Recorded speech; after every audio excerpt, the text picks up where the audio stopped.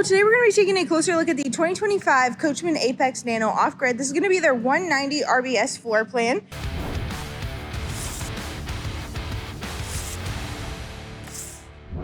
We're going to start with our pass-through storage first. So you have your solar charge controller in here, as well as a nice light to illuminate the area. It does go all the way through. Taking a step back, you can see the awning on this travel trailer. It does stretch almost over the whole campsite, which is really nice. You have solid steps underneath your entry door.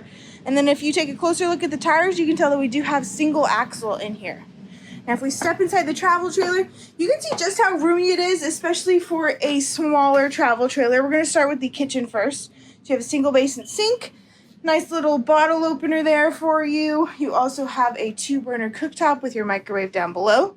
You also have storage above, storage below, and then at the very front of this travel trailer, you're going to have your bedroom. So this is a queen size bed, storage underneath, of course, and then storage surrounding. You do have chargers and outlets, as well as that nice big window. And moving to your slide out, you're going to find your dinette. So this dinette does fold into a bed in case you do have some late night stragglers. And then on the left and right sides, you do have some extra storage in there for some extra camping supplies. Right next to that, you're going to find your 12-volt refrigerator, which is really nifty to have.